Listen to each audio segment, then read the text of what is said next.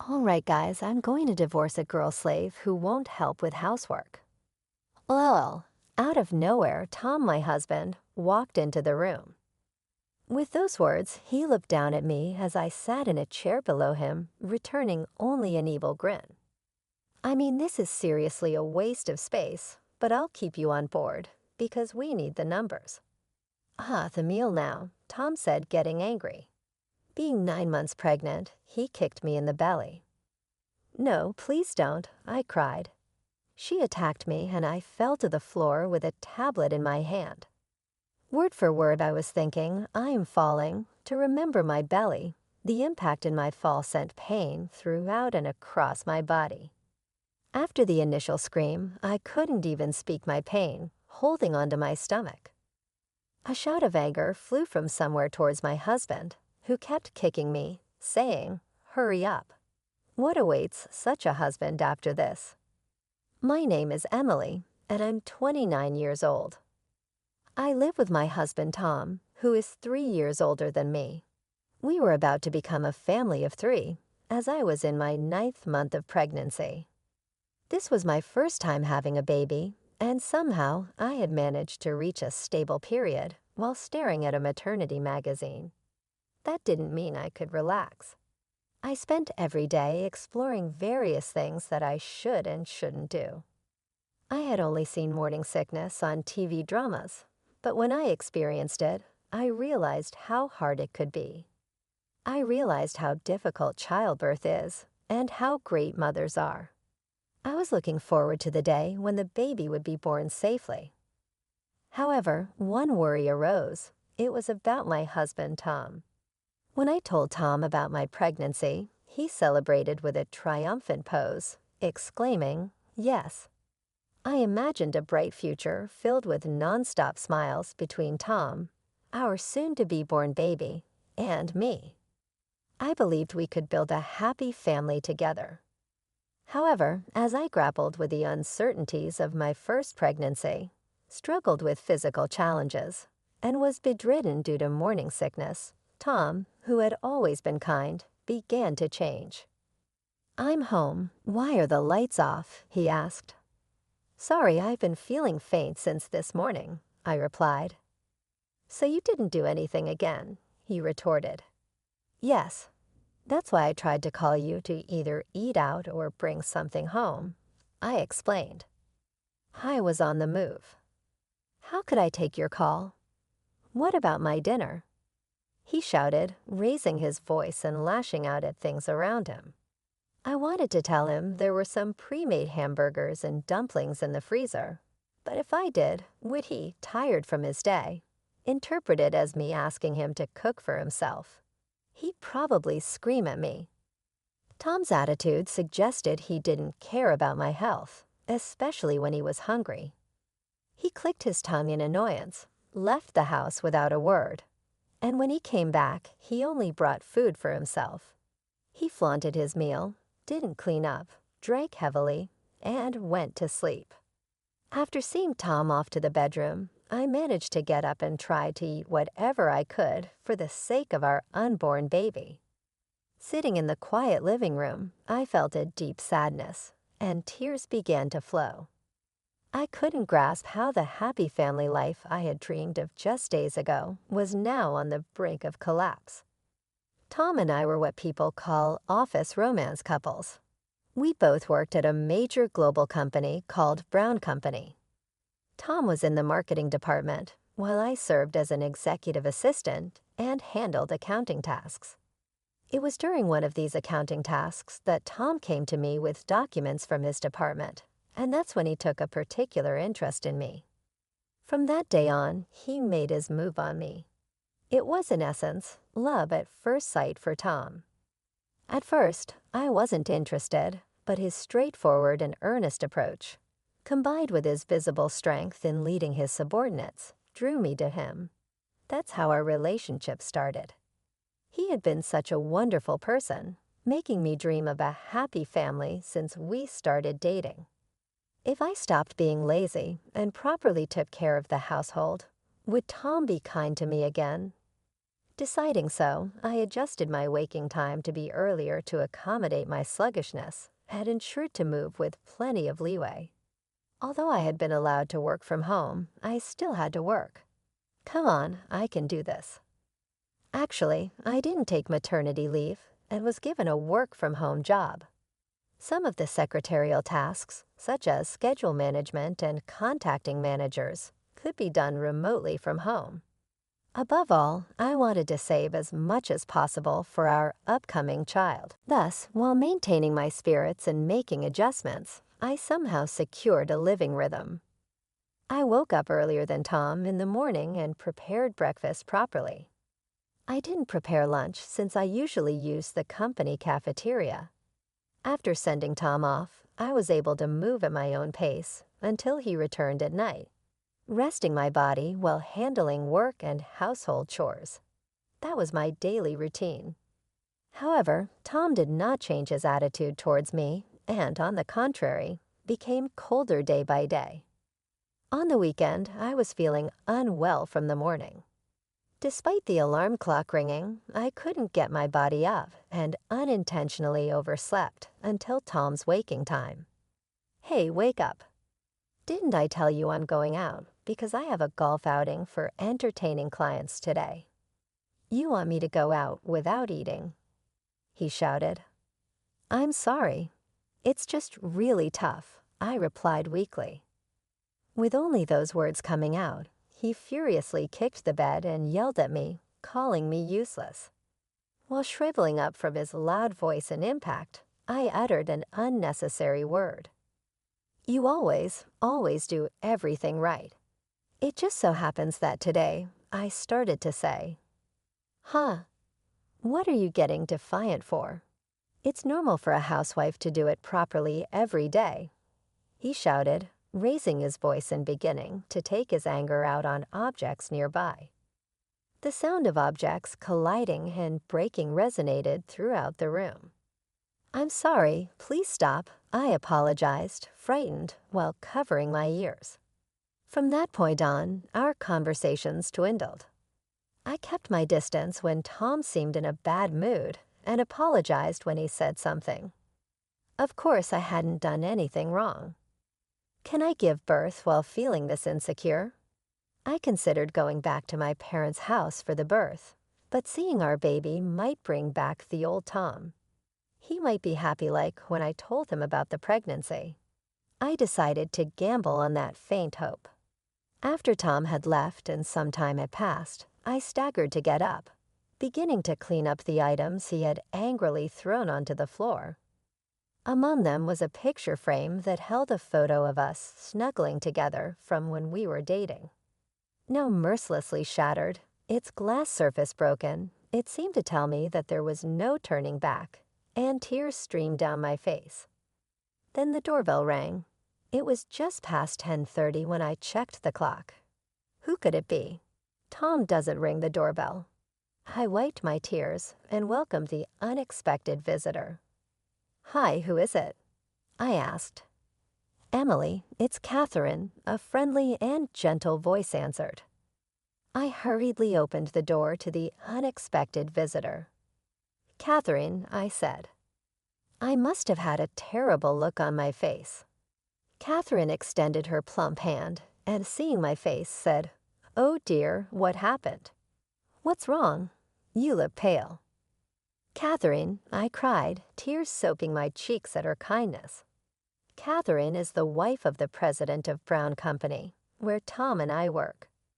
From my grandfather, we've gotten to know her, and Catherine, who doesn't have children, dotes on me as if I were her own daughter. Before my pregnancy, I used to visit Catherine or the president's house to learn how to cook.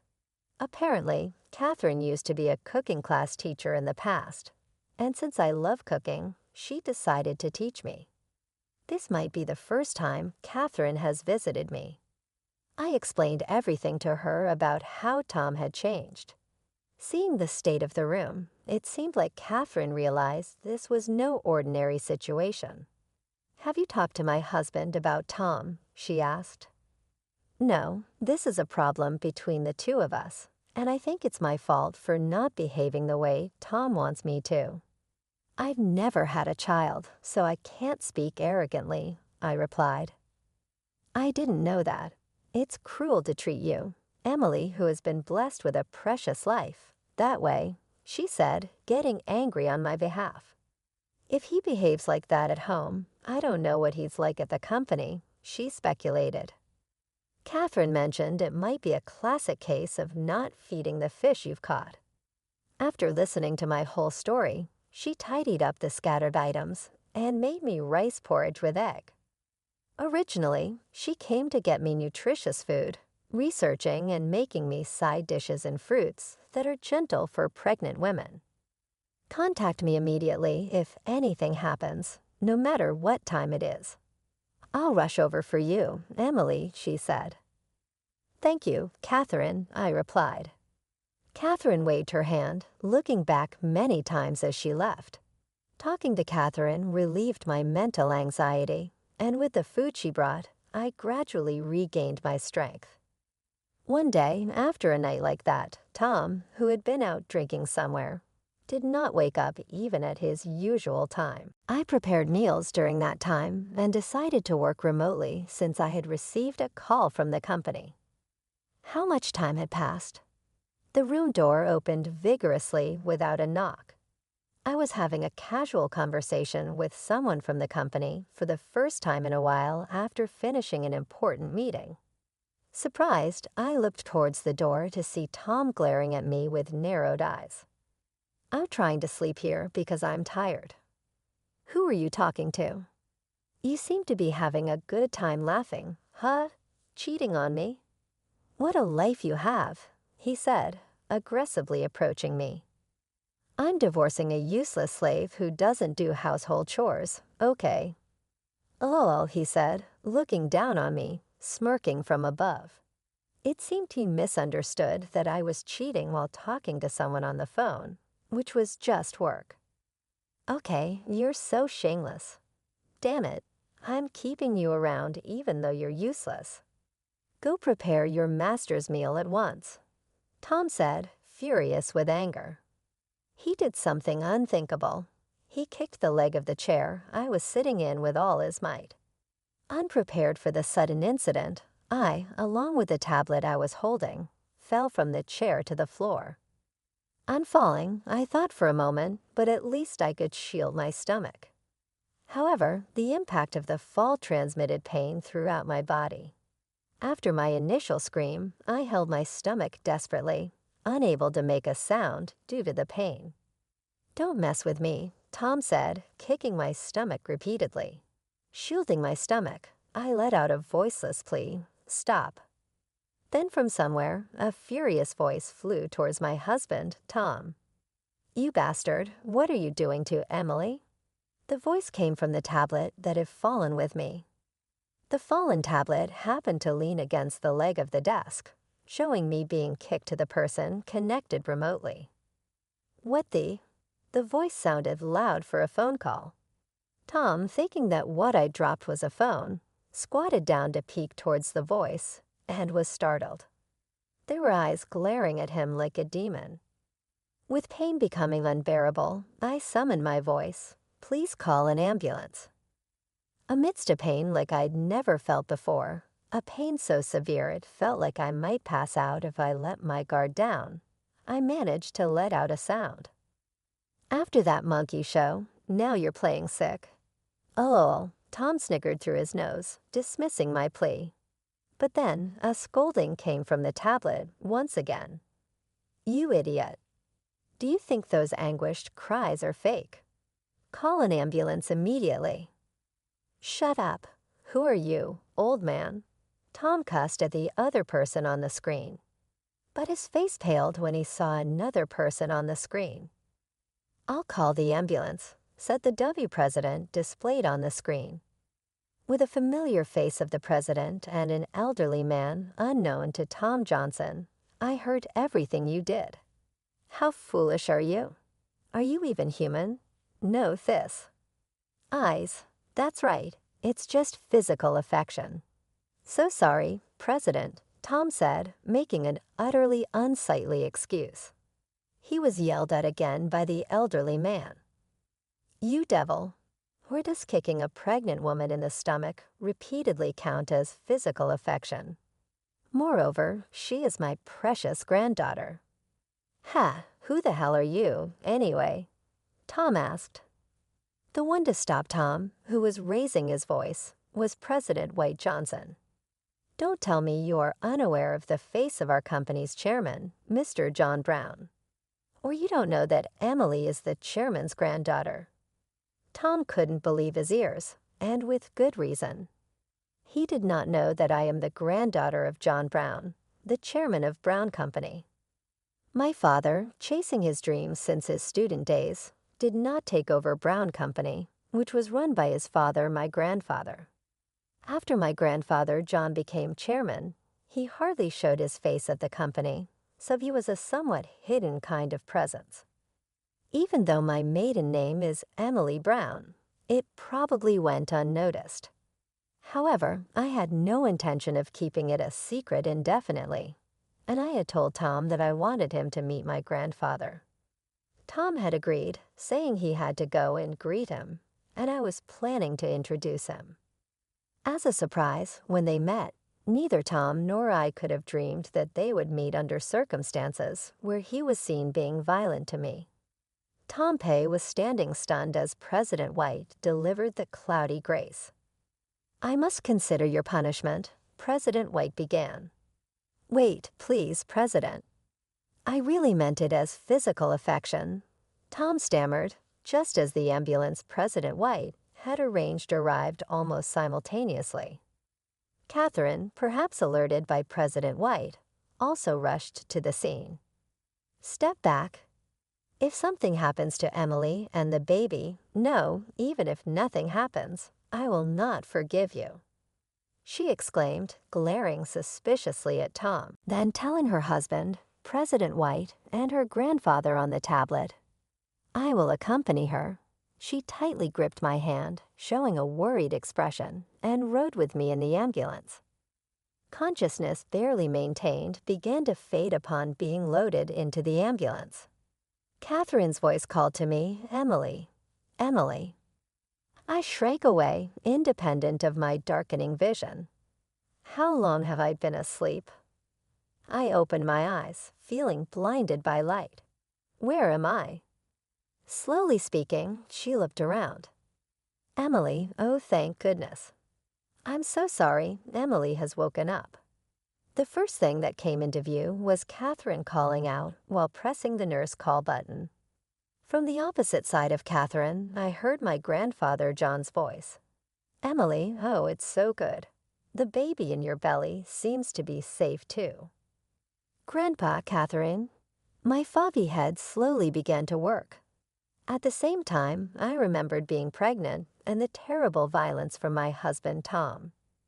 "The baby is good." I felt relief at her grandfather's words and covered her face. Upon seeing this, her grandfather gently patted her head, saying, "You must have been scared. You did so well." Overlapping with the early days of marriage with Tom, I said something I've been feeling to the two of them. Did I do something wrong? The voice that escaped my lips trembled. Hearing my words, Catherine, teary-eyed, said, "Emily, it's not your fault." And grandfather said, "I will never forgive the guy who put our precious Emily through this." Both defended me. At their words, "Don't think about anything and sleep now," I felt genuinely relieved that I didn't have to tough it out alone. Later, when I awoke, I was informed that I had slept for 3 full days and nights. After receiving a diagnosis that both the baby and I were without issue, I was hospitalized for a week to be safe. During that time, Tom never visited. Considering the baby that could have been in danger, even I began to feel a surge of anger towards Tom. During the hospitalization, Catherine, who had been visiting me every day, decided that returning home like this could result in Tom doing something unpredictable. Thanks to Catherine's generosity, until things were settled with Tom, I would be taken care of at her boss Whit's home. My parental home is far away, and considering the unstable situation that had continued, it was decided that returning there for the birth was not a good idea. Though I thought of going to grandfather's place, since my grandmother had passed away and only men were there, it was decided to go to Boss White's place where Catherine was.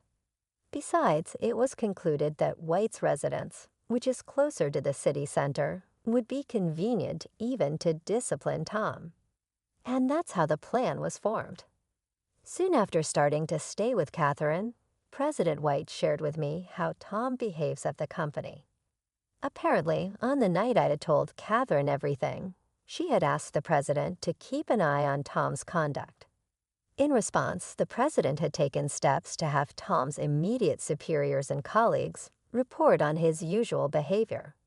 So it seemed like Emily didn't have to worry about anything. Catherine and I were speechless after hearing the president's story. Catherine's reaction was, "I knew it." It seems that Tom, who had not contacted me at all since I was taken away in an ambulance, thought that I had realized I had done something bad to him and ran away. Unbelievably, he had been spreading lies to his colleagues that I had cheated on him, and feeling guilty, distanced myself from him. According to one of Tom's peers, he always had a high pride, belittled those he deemed beneath him, and was absolutely horrific to his subordinates, ordering them around and insulting them. He said that he only approached me because I was the most popular female employee in the company at the time, and that if he could get me married, he would use me as a slave. I had been deceived by Tom. When I thought about it, I felt truly pathetic for having been so happy to have met someone kind. It's not just a case of not feeding a fish you've caught, is it? Catherine spoke with an extremely displeased expression. He's that kind of person, so I wonder if he's done something outside of the company too. That might be the case. We should investigate, Catherine said, exchanging glances with President White. She nodded, and after patting me on the shoulder and saying, "Wait here," headed towards the back of the room. When she returned in less than 5 minutes, she handed me a business card. "What's this?" I asked. "He's willing to listen carefully to your story, so why don't you consult him?" Catherine suggested. Dropping my eyes to the business card Catherine gave me, I recognized it as a lawyer's card. Upon asking, it turned out my grandfather gave it to Catherine to give to me, saying, "He's a skilled lawyer." Right now, my grandfather was dealing with the arrival of an old overseas trading partner coming to the States, and he had entrusted me to Catherine. The chairman was very worried. He said he couldn't be here for me during this time, but to stay strong and do my best, and he wanted that message conveyed. "Is that so?" "That's so like Grandpa," I muttered in my heart. My grandfather prioritized work and business associates over family matters and was very strict. Having been Grandpa's girl and watching him since I was little, I've always loved him despite occasionally perceiving him as cold during my student days due to his stern work demeanor. With this cheer from such a grandfather, I determined in my heart to settle things with Tom and firmly decide where to stand from now on. When I had the lawyer investigate various matters, one thing after another came out. I found out Tom was an atrocious person. First of all, it turned out that Tom, who made me out to be the worst wife ever who cheated on him and left him, had relationships with several women outside and inside the company, including the receptionist girl at the office. When President White conducted an internal investigation, suspicions also arose that he was embezzling company money, attempting to pin the crime on me, who was also in charge of accounting. Around the time the investigation was progressing to a certain extent, my smartphone rang. Of course, it was from Tom. "Hey, what the hell is going on?" Tom's angry voice, which I hadn't heard for so long, didn't scare me at all now. I answered calmly and coldly, "Is it correct to assume that you've received the registered mail we sent?" Why are you talking so formally? Oh, haven't you read it? I cannot forgive your actions towards our unborn baby. I sincerely wish to become a stranger to you and send it in order to sever our ties. What? Ha! You're the one who cheated and left without a word, aren't you? Tom's shouting was painful to the ears. Can you only shout? I replied. I can hear you perfectly fine without you raising your voice. Are you satisfied now, accusing me while you enjoy affairs with multiple people? With sarcasm, I folded on him that I knew it all. Wait, how do you? I continued without hesitation at the fled Tom. You really haven't read it, have you? I had a lawyer investigate everything. There's more than enough evidence. And also, I added, that while the mail from me is a personal claim for consolation money, his company's lawyer would likely contact him about his misconduct at work, and he should be prepared for that. Judging by his reaction, Tom must be sweating bullets and pale as a sheet. He frantically begins to read through the mail I sent, the rustling of paper audible. He probably felt credibility in the story, since I knew about the company affairs and about being contacted by a company lawyer. He tries to turn the tables. Wait, Emily, you don't want to break up with me now, do you? The baby needs a father, don't they? Don't even think about doing something as stupid as breaking up. Also, the company thing is something you did. I'll say it was a mistake. That makes everything okay, doesn't it? Such a self-serving, convenient argument. An outrageous claim. What did I do? Didn't I tell you there's more than enough evidence? All right, my grandfather was quite angry as well, so you might be sued by him too. I have nothing more to talk to you about. If there's anything you need to say to me in the future, please go through my lawyer, okay? Saying so, I hung up the phone. Wait, don't hang up. I could hear his pathetic voice, but I didn't care. I never wanted to hear Tom's voice again, and even more so, I never wanted to see his face. With my important childbirth ahead, I decided to leave everything to the lawyer and prepare. In the end, here's what happened to Tom. After an investigation by the company, he was reported for his crude behavior towards colleagues, proven to have embezzled, was disciplinary dismissed, and sued for embezzlement, eventually being taken into custody by the police. Furthermore, although I didn't want to make a big deal about it for the sake of the baby being born, my grandfather was furious, and Tom was reported to the police for assault against me, his granddaughter, and was investigated for assault. Financially, he was slapped with various consolation payments and additional damage claims, ending up being billed an astonishing amount all at once. Tom would be on the other side of the fence for the time being, but after getting out, after that would surely be even more difficult. He asked for it. He needs to pay for what he has done. As for me, the divorce was finalized before Tom got involved with the police, and later I safely gave birth to a healthy baby girl. After consulting with my grandfather and Catherine and involving the lawyer, we decided to tell the baby that her father had passed away. My parents were shocked by the post-factum report, but they moved to Tokyo due to my childbirth, and we, my parents, my daughter, and I, began living together as a family of 4. My parents helped with child rearing, allowing me to formally return to work. When my daughter started elementary school, I was entrusted with a big responsibility at the company, succeeding Mr. White as president. Believe it or not, in Brown Company, under my grandfather's policy of not allowing the company's atmosphere to stagnate, presidents change upon reaching a certain age. I had been studying the company's know-how while working as a secretary and in accounting, being the next presidential candidate. If Tom had maintained his character from when we met, perhaps he might have become the president. Now I feel nothing but pity for Tom, who has gone astray in life. Rather, to prevent producing such an employee, I have to become a leader who can properly listen to everyone's voices and tighten my own resolve. I renewed my resolve to become a great person like my grandfather. My grandfather, too, retired from the position of chairman and now is a great-grandfather who dotes on my daughter. Despite the horrible things I experienced, I am sincerely happy now.